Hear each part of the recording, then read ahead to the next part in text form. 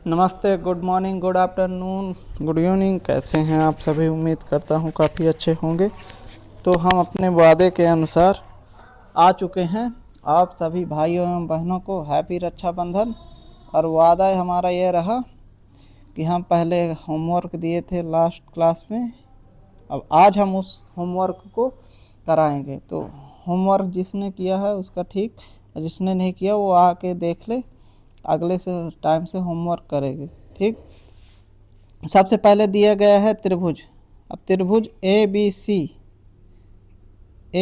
सी, इन त्रिभुजों के कोण दिए गए हैं। तो यहाँ पे कोण दिया गया है, यहाँ पे कोण दिया गया है। अब कोण सी हमें निकालना है। दो कोण दिए गए हैं 65 55, और जब 65 55 जोड़ेंगे तो कितना होता है? 65 55 120 अंश होता है। कितना होता है बताओ? 120 अंश होता है। ठीक। अब 180 अंश, त्रिभुज के तीनों अंतःकोणों का 180 अंश और 120 अंश दोनों का योग घटाएंगे, कितना आएगा? 60 अंश। तो ए का मान जो हो गया वो 60 अंश हो गया। ठीक। अब पूछ रहा है कोण समद्विभाजक, बी का कोण समद्विभाजक, सी का कोण समद्विभाजक। अब ये कोण पूछ रहा है, कोण समद्विभाजक, ये कोण पूछ रहा है, बी आई सी कोण पूछ रहा है। तो इसका जो मान होता है वो 90 प्लस a/2 होता है। अब 90 अंश प्लस a/2 का मतलब 30 अंश, 60 का आधा 30 बराबर 120 अंश। ठीक। तो ये रहा इसका उत्तर। ये जिन्होंने किया होगा, ये बहुत सिंपल एग्जाम्पल था, ये लास्ट ईयर ग्रुप डी में पूछा गया एग्जाम्पल था। तो चलिए अगला शुरू करते हैं, अगले फार्मूला की ओर बढ़ते हैं। अब जो अगला फार्मूला है ये बहुत इम्पॉर्टेंट फार्मूला है, इतना इम्पॉर्टेंट कि आपसे कभी भी समकोण त्रिभुज देगा और उससे अंतः त्रिज्या पूछेगा। तो समकोण त्रिभुज के पहले जानने से पहले आप एक थ्योरी जान लीजिए। थ्योरी यह कहती है कि यदि किसी बाह्य बिंदु, ये समकोण त्रिभुज है, इसके लिए सबसे पहले समकोण त्रिभुज है। अब इसके लिए सबसे पहले आप थ्योरी जान लीजिए। थ्योरी क्या है? थ्योरी यह कहती है, इसके लिए ये बहुत इम्पॉर्टेंट थ्योरी है। ठीक, बहुत इम्पॉर्टेंट थ्योरी है। तो इस थ्योरी को पहले जान लीजिए। ये थ्योरी ये कहती है कि जब कोई वृत्त स्पर्शी खींची जाती हैं, जैसे ए से पी ये स्पर्शी खींची गई है और फिर अन्य एक स्पर्शी खींची जाती है, तो जहाँ पर वो दोनों स्पर्शियाँ मिलती हैं तो ये रेखाएं आपस में क्या होती हैं? बराबर होती हैं। जहाँ पर मिलती हैं तो वहाँ से स्पर्शी से उस बिंदु तक की दूरी एक दूसरे को बराबर होती हैं।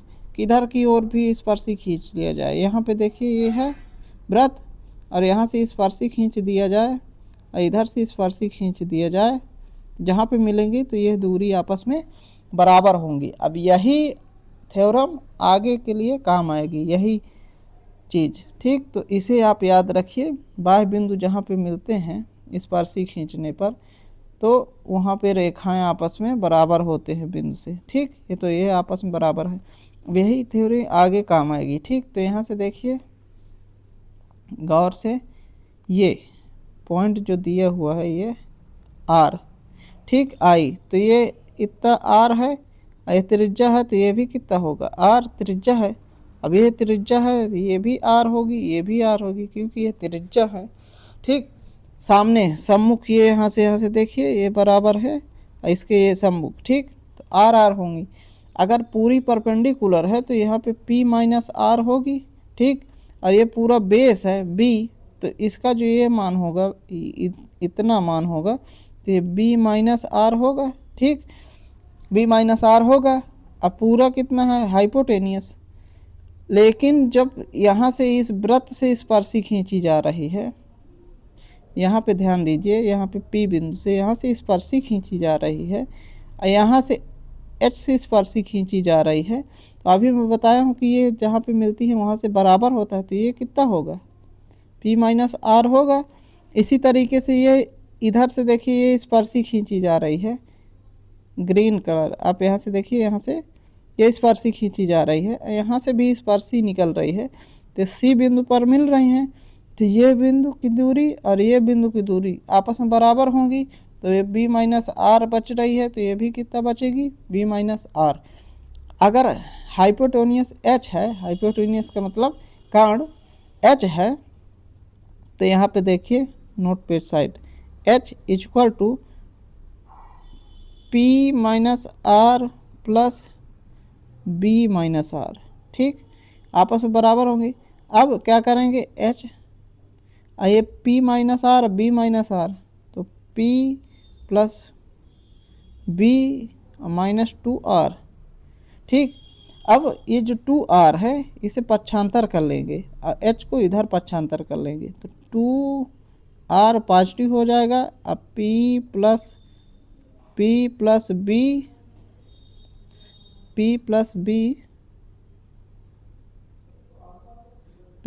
b माइनस h, यहाँ पे डिवाइड कैसे होगा, आप जब r निकालेंगे तो p plus b minus h divided by 2, तो ये मान निकल आएगा, ठीक। तो इस तरीके से इनर रेडियस, जब समकोण त्रिभुज दिया रहा होता है और तीनों भुजाएं दी होती हैं, तो इनर रेडियस का मान परपेंडिकुलर प्लस बेस दोनों का योग माइनस हाइपोटेनियस कर्ण डिवाइडेड बाई 2, इस तरीके से निकाल लेते हैं। तो ये बहुत इम्पॉर्टेंट रहा फार्मूला। यह आपको 100% कोई भी एग्जाम होता है तो किसी न किसी शिफ्ट में यह क्वेश्चन आपको देखने को मिलेगा, तो इसलिए इसे आप ज़रूर याद रखिए, ठीक। अब अगले चलते हैं राइट हैंड ट्रायंगल में। राइट हैंड ट्रायंगल जो होते हैं उसमें किस हिसाब से यह काम करता है, ठीक, तो किस हिसाब से यह दूरी चलती है।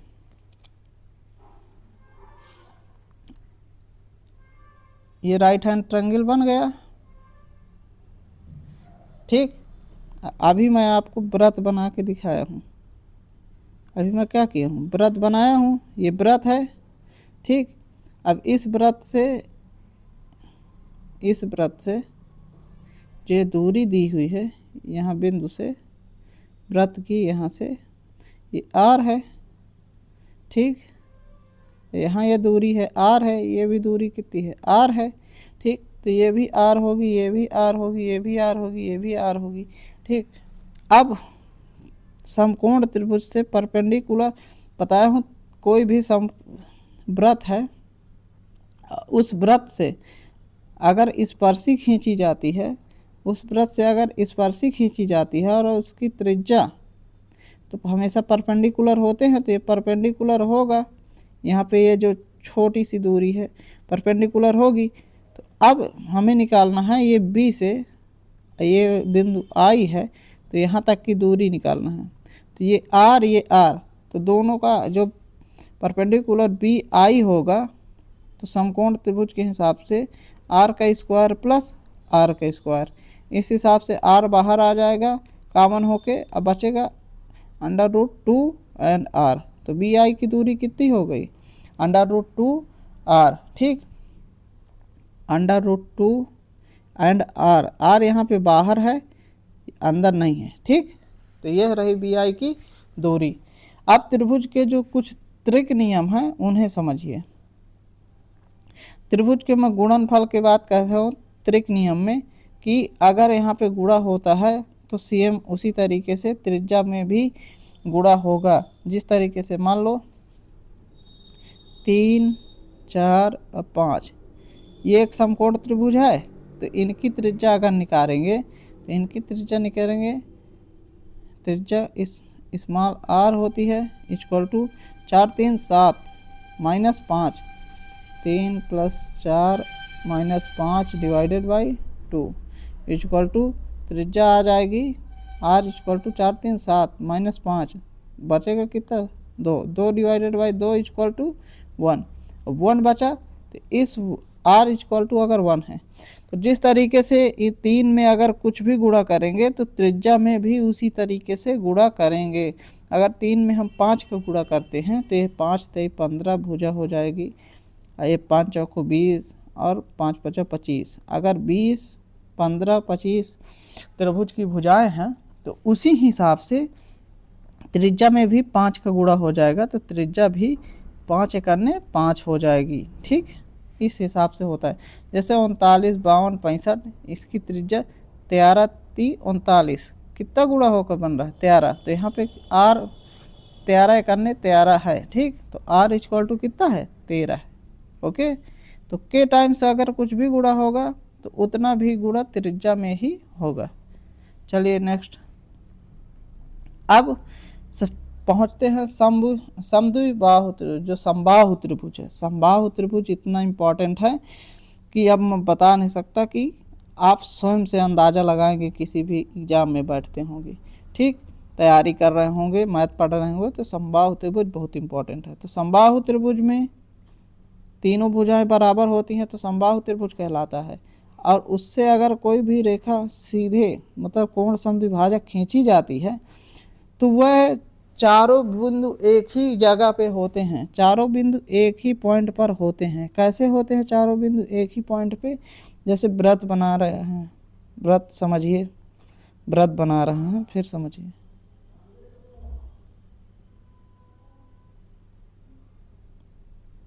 ये व्रत, अब व्रत से नहीं, यहाँ पे इसकी क्या है व्रत की त्रिज्या। अब इस त्रिज्या को समझिए, यह यहाँ से व्रत की क्या है, यहाँ से त्रिज्या। तो ये कोण समद्विभाजक आ रहा है, तो यहाँ पे अभी मैं आपको नहीं पढ़ाया, जो अंतः केंद्र है, परित्रिज्या है, परिकेंद्र है, लंब केंद्र है, केंद्रक, चारों केंद्र एक जगह होते हैं। किस कारण से? तीनों भुजाएं बराबर होने के कारण से। तो आप ये तीनों चारों बातें थोड़ा याद रखेंगे। अब आगे हम इन्हें एक एक करके पढ़ेंगे। ठीक, तो इसलिए अभी थोड़ा सा याद रखेंगे। नेक्स्ट लेक्चर से एक अभी अंतः केंद्र पढ़ रहे हैं, फिर इसके बाद परिकेंद्र पढ़ेंगे, फिर इसके बाद लंब केंद्र, फिर केंद्रक, इस हिसाब से पढ़ेंगे। तो अभी ये चीज़ याद रखेंगे समकोण त्रिभुज के लिए। ठीक, अब नेक्स्ट चलते हैं कि इसका जो मेन कारण है तो होता क्या है। तो ये लंबाई खींची जा रही है तो ये सीधे परपेंडिकुलर होती है। परपेंडिकुलर जो लंबाई होती है तो उसे हम कितना कहते हैं, एच।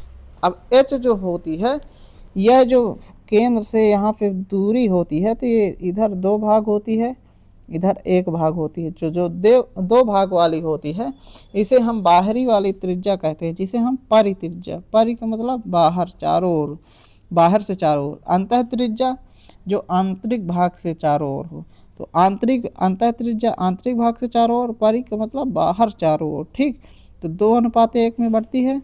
तो बाहरी वाली जो त्रिज्या होती है उसे 2 यूनिट में डिवाइड होती है, अंतः त्रिज्या वाली 1 यूनिट में डिवाइड होती है। जैसे मान 6 दे दिया गया तो 6 को हम 3 यूनिट में डिवाइड करेंगे, 3 दूनी 6। तो जो बाहर वाली त्रिज्या होगी वो कितनी होगी, 4 होगी। और अंदर वाली त्रिज्या कितनी होगी, अंदर वाली त्रिज्या कितनी होगी, अंदर वाली जो त्रिज्या होगी वो 2 होगी। ठीक, तो 6 यूनिट 2:1 में डिवाइड होता है। ठीक, अब चलते हैं यहाँ पे ऊंचाई निकालने। तो ऊंचाई किस हिसाब से निकाली जाती है? ऊंचाई निकालने का जो तरीका है इसका अभी मैं बिल्कुल बेसिक है समझा रहा हूँ, फिर इस चीज़ में आता हूँ। ऊंचाई यहाँ पे निकालना है तो हमें पता है कि जो समबाहु त्रिभुज है, ये तीनों भुजाएं बराबर, ये भुजा आधी होगी क्योंकि ये सीधे जो होता है एक कोण समद्विभाजक, माध्यिका, लंब समद्विभाजक सब कुछ होता है, तो ये आधी होगी, ये ए होगा। अब ऊंचाई एच है, तो अगर हमें एच निकालना है तो पाइथागोरस प्रमेय लगाएंगे। तो यहाँ इसके हिसाब से ए का स्क्वायर माइनस ए का स्क्वायर डिवाइडेड बाई 4, क्योंकि इसका स्क्वायर डिवाइडेड बाई यहाँ से, तो एच जो आएगा वो कितना आएगा, पहले 4 को गुणा करेंगे 4, अब फिर 1 माइनस करेंगे तो 3, तो √3 डिवाइडेड बाई 2a। तो यह h का क्या आ जाएगा मान, तो h का जो मान हो जाएगा, बेसिक कैलकुलेशन आप अपने रफ में करेंगे। ठीक, एक एक करके अगर निकालना सीख जाएंगे तो आपको कभी नहीं भूलेगा। इस हिसाब से h इक्वल टू होता है √3/2a। ठीक, अब आपको अगर समझ में नहीं आ रहा तो पिछले लेक्चर देख कर आइए, शुरुआत से देखेंगे तभी समझ में आएगा, नहीं वैसे तो रटना है बस, हो गया। आप जहाँ जहाँ पढ़िए समझ में नहीं आएगा। अगर समझना है तो एक एक करके देख के आना होगा, ठीक। अब इसकी जो अंतः त्रिज्या है वो कैसे निकलती है, तो अंतः त्रिज्या निकालने के लिए मैं आपको बताया था क्षेत्रफल वाला जो सूत्र था, त्रिभुज का क्षेत्रफल अगर ज्ञात करना है, त्रिभुज का क्षेत्रफल जो होता है वह r इंटू एस होता है। r इंटू एस, r जो होता है वो क्या होती है, अंतः त्रिज्या, s अर्ध परिमाप त्रिभुज का क्षेत्रफल। तो जो r होगा वो कितना होगा, r इक्वल टू अगर निकाला जाएगा तो कितना होगा, त्रिभुज का क्षेत्रफल डिवाइडेड बाई s, ठीक। त्रिभुज का क्षेत्रफल डिवाइडेड बाई s। अब त्रिभुज का क्षेत्रफल, इसका कितना त्रिभुज का क्षेत्रफल होता है, इसका त्रिभुज का जो क्षेत्रफल होगा वो √3/4 a का स्क्वायर। समबाहु त्रिभुज का जो क्षेत्रफल होता है, यह जब समबाहु त्रिभुज क्षेत्रफल स्पेशल पढ़ाऊंगा तब आएगा, तो इसका क्षेत्रफल अभी आप याद कर लीजिए, √3/4 a का स्क्वायर होता है। अब ये इतना कैसे आ गया, इतना ऐसे आ गया, तो आप समझिए त्रिभुज का क्षेत्रफल, ये त्रिभुज दिया हुआ है 1/2 गुणे ऊंचाई, त्रिभुज की जो ऊंचाई है वो √3/2 दी हुई है a, गुणे बेस कितना है a, तो अब यहाँ से आप गुणा कर लीजिए, तो √3/4 a का स्क्वायर, ठीक। अब हमें जो त्रिज्या ज्ञात करनी है, तो मैं r अभी आपको बता रहा हूँ कि होता है त्रिभुज का क्षेत्रफल डिवाइडेड बाई s, ठीक। तो r इज इक्वल टू त्रिभुज का क्षेत्रफल √3/4 a का स्क्वायर, और जो s है, जो s होता है वो कितना होता है, 3, तीनों भुजाओं का 3a डिवाइडेड बाई 2, ठीक। अब इसका जब हम गुणा करेंगे और जोड़ घटाव करेंगे तो a जैसे कट जाएगा और हम a निकालेंगे, तो r इक्वल टू हो जाएगा, a के से a स्क्वायर कट जाएगा और ये 2 ऊपर जाएगा, तो ऊपर से 2 दूनी 4 होगा और 3 से √3 नीचे आएगा, ठीक। और कट के अब 2 जो बचेगा, तो ऊपर बचेगा कितना a और नीचे कितना बचेगा 2, √3 का गुणा हो जाएगा, तो 2 √3। तो ये क्या रही इसकी त्रिज्या बहुत इंपॉर्टेंट। तो r equal to a divided by 2 √3। अभी आपको कठिन लग रहा होगा, लेकिन मैं एक एक सवाल जैसे ही कराता रहूँगा तो आप लिख के करते रहेंगे, उस हिसाब से यह याद होता रहेगा, ठीक। तो ये रही इसकी त्रिज्या। अब ऊंचाई में बता चुका हूँ, तो ये रही ऊंचाई h इक्वल टू √3/2 a, ठीक। ये रही त्रिज्या, ठीक।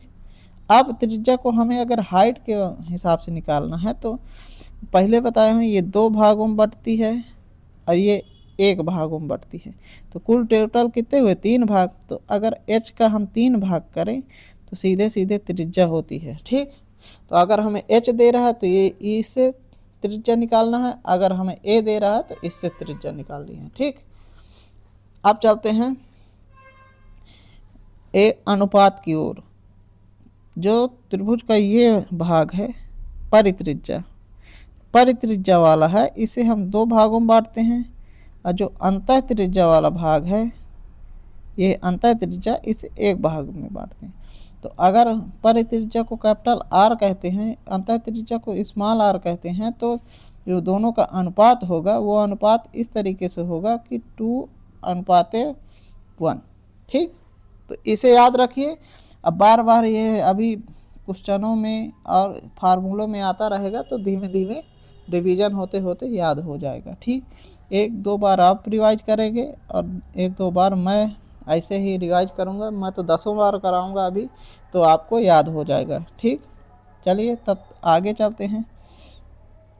अब समबाहु जो त्रिभुज है उसमें जो कोण निकाल जाता है, तो समबाहु त्रिभुज में जो स्मॉल रेडियस निकालनी है, अंदर वाले त्रिभुज की जो रेडियस निकालनी है, ये यहाँ तक है बस, ये, ठीक। अंदर वाले, ठीक, जो लार्ज सर्किल है उसकी रेडियस है, कलर चेंज कर, ये लार्ज सर्किल वाले की क्या है रेडियस, ये यहाँ पे बस इतनी है, ठीक। और ये यहाँ पे ये गलत है। ठीक, तो वही लार्ज सर्किल वाले की जो रेडियस होती है और डिवाइडेड जो छोटे वाला सर्किल होता है, ये अंतः त्रिज्या वाले नहीं हैं, ये एक सर्किल फार्मूला का संबंध है। अगर किसी भी त्रिभुज पे दो सर्किल बना दिए जाए तो ये उसका संबंध है। तो उसका जो फार्मूला होता है, तो जो लार्ज वाला होता है 1 प्लस साइन थीटा, जो स्मॉल वाला होता है तो 1 माइनस साइन थीटा। तो आप ये इसका कॉन्सेप्ट से समझिए कि जो बड़ा वाला होता है वह एक से बड़ा होता है। ठीक, बड़ा वाला बड़ा ही होगा और छोटा वाला छोटा ही होगा, तो इस हिसाब से निकलता है। और ये कॉन्सेप्ट आप इसको समझिए, ये परित्रिज्या वाला व्रत नहीं है, ये वाला व्रत नहीं है।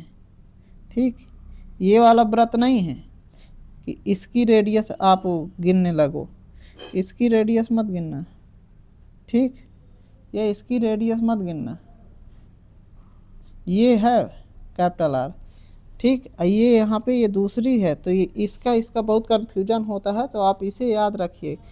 इसे आप चाहें तो इस तरीके से आप याद रख सकते हैं। इस छोटे वाले त्रिज्या को R1 ऐसे R2 भी कर सकते हैं, लेकिन इसमें R ही कैपिटल R देकर आता है, इसमें भी। तो आपको चित्र देख के बिल्कुल कॉन्फिडेंस से समझना है कि अगर ये वाला आ जाए तो R1 divided by small r equal to 2:1 होता है।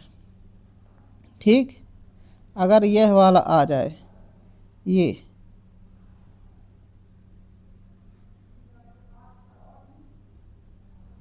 ये वाला अगर आ जाए, ठीक,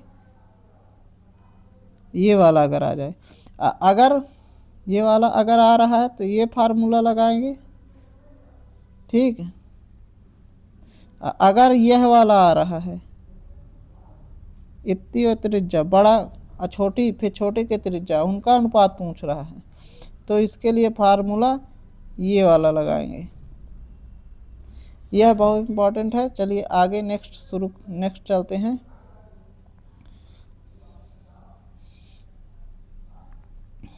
ये यहाँ पे बता दिए गए है, और इनकी जो त्रिज्या का जो अनुपात होता है वो किस हिसाब से होता है। इनकी जो त्रिज्या का अनुपात होता है वो 1:3 होता है, 1:3 होता है। ठीक, तो इस हिसाब से आप याद रखेंगे। अब चलिए कुछ महत्वपूर्ण जो तत्व हैं, बहुत इम्पोर्टेंट है फार्मूला त्रिभुज का क्षेत्रफल निकालने के। अब मान लो कोई त्रिभुज है, अब उसमें अंतःव्रत, ये अंतःव्रत है, उस त्रिभुज का क्या है, अंतःव्रत है, उस त्रिभुज का ये अंतःव्रत है। ठीक, अब क्या करता है कि यहाँ की लंबाई दे दिया x दे दिया, यहाँ की लंबाई y दे दिया, अब मान लो यहाँ की लंबाई z दे दिया, तो पूछेगा आप त्रिभुज का क्षेत्रफल बताओ। तो अब हमें पता है, अभी पढ़ के आ रहे हैं कि जो ये भुजा है x, इसी भुजा के जो बराबर होगा यहाँ पे भी x होगा। ये जो z भुजा है तो यहाँ पर भी z होगा। ठीक, यहाँ पर जो x z और यहाँ पे y होगा, क्योंकि ये एक दूसरे क्या होती हैं, बराबर होती हैं। ठीक, तो इस हिसाब से क्या होंगी, बराबर होंगी। अब इन बराबर के आधार पे त्रिभुज का जो क्षेत्रफल निकाला जाएगा, तो जो अर्ध परिमाप होगा, तो ये अर्ध परिमाप होता है s इक्वल टू होता है a plus B plus C divided by 2। ठीक, तो अगर हम 2x 2y 2z सब जोड़ देंगे तो ये परिमाप हो जाएगा, तो दोगुना आएगा, तो s जो निकालेंगे वो होगा x plus Y plus Z. ठीक, x plus Y plus Z, इस हिसाब से होगा। तब हम क्षेत्रफल निकालना है, तो हमने तुम्हें पहले बताया था राजा बेटू कि जो क्षेत्रफल होता है वह होता है s minus a and s minus b and s minus C. यह क्षेत्रफल बताया था, क्षेत्रफल का फार्मूला, त्रिभुज के क्षेत्रफल का फार्मूला। अब इस फार्मूले से ही हम s के जगह xyz रख देंगे, xyz रख देंगे। अब एक्स वाई जेड में से माइनस करेंगे एक पक्ष की भुजाएं एक्स और वाई, तो यहाँ पे क्या आएगा जेड। तो मैं चलिए आगे पेज में रख के दिखाता हूँ। ये यहाँ पे पहले एक्स वाई जेड रखे, X plus Y plus Z रख दिए। अब हम क्या करेंगे, एस में से माइनस करेंगे। एस क्या है, X plus Y plus Z. अब इसमें से हम क्या माइनस करेंगे, एक्स। अब जैसे इसकी भुजा वाई है तो ये वाई है, ये एक्स है, तो एक्स वाई माइनस करेंगे तो क्या आएगा जेड। अब इसी तरीके से एस में से इस वाली भुजा को माइनस करेंगे, वाई जेड माइनस करेंगे तो क्या आएगा एक्स। अब इसी तरीके से एस मतलब एक्स वाई जेड में से क्या माइनस करेंगे, माइनस करेंगे वाई अब प्लस जेड, तो वाई जेड माइनस करेंगे तो क्या आएगा, वाई एंड जेड माइनस हो गया तो क्या आएगा, एक्स आ चुका है। वाई एंड जेड माइनस हो गए तो एक्स आ गए। अब यहाँ पे जेड, यहाँ पे क्या माइनस होगा, जेड और एक्स माइनस होगा, जेड माइनस एक्स होगा तो क्या आएगा वाई। अब इस तरीके से ये भुजा आ चुकी हैं। ठीक, आप समझिए किस तरीके से 8 है, ये देखिए X plus Y plus Z, ये पूरा यस है और माइनस ए पूरी ये भुजा है तो माइनस एक्स माइनस वाई, तो ये कट गई एक्स वाई, तो क्या बचा जेड, जेड बचा। ये इस तरीके से मान रखा गया। तो अब इसका जो मान आएगा वो गुणनफल में आएगा एक्स वाई जेड, ये यहाँ पे। ठीक, तो त्रिभुज का जो क्षेत्रफल होगा वो क्या कहलाएगा, X plus Y plus Z कोष्टक में एक्स वाई जेड, ये त्रिभुज का क्या कहलाए, क्षेत्रफल कहलाएगा। तो यह त्रिभुज का बहुत इंपॉर्टेंट फार्मूला है। अब नीचे लेवल के सवाल, नीचे लेवल का कुछ नहीं पूछता है, इस तरह की चीज़ें आगे चल के फंसा देती हैं, इसलिए इसे फार्मूले को याद रखेंगे। अब इस फार्मूले से हम अंतः त्रिज्या निकालेंगे। अंतः त्रिज्या किस तरीके से निकाली जाती है, आर इक्वल टू त्रिभुज का क्षेत्रफल डिवाइडेड बाई एस। एस का मान बताया हूँ ए प्लस बी प्लस सी या एक्स डिवाइडेड बाई 2 मतलब एक्स वाई जेड। अब त्रिभुज का क्षेत्रफल अभी फार्मूला निकलवाया हूँ, under root X Y Z X plus Y plus Z divided by X plus Y plus Z. अभी ये जो अंडर रूट में है और इसका अंडर रूट करेंगे तो होल ऑफ स्क्वायर, फिर अंडर रूट बनेगा, तो एक अंडर रूट से एक अंडर रूट कट जाएगा, नीचे वाला बचेगा। ठीक, और जब नीचे बचेगा तो R equal to under root X Y Z, इस तरीके से मान पूछता है। ये इम्पॉर्टेंट है, CGL मेंस का है, CGL और NTPC में भी पूछा गया था इसी फार्मूले पे सवाल, तो ये फार्मूला बहुत इम्पोर्टेंट है। ठीक, अब ये दो अगर त्रिभुज दिए हैं तो उनके बीच की दूरी, तो यहाँ थोड़ा चित्र डिसबैलेंस हो गया है, लेकिन आप ये चित्र देखिए,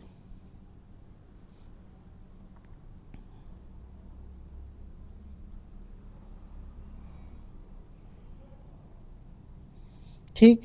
अब यहाँ पे व्रत बना हुआ है, यहाँ पे व्रत बना हुआ है। ठीक, अब ये दो व्रत बने हुए हैं, तो ये दोनों व्रत थोड़ा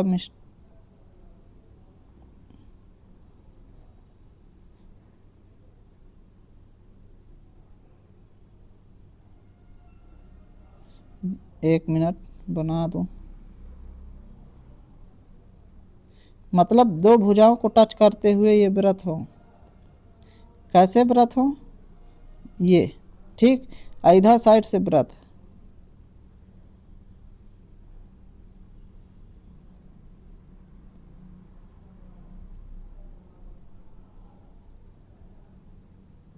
ये व्रत। ठीक, अब ये बिंदु है, ये बिंदु है।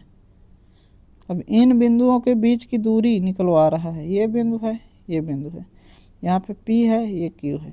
अब इन बिंदुओं के बीच की दूरी निकलवा रहा है, तो ये A है, जैसे ये A है, ये B है, ये C है, ये D है। ठीक, अब इन बिंदुओं के बीच की दूरी निकलवा रहा है, तो इन बिंदुओं के जो बीच की दूरी है इस तरीके से निकलेगी।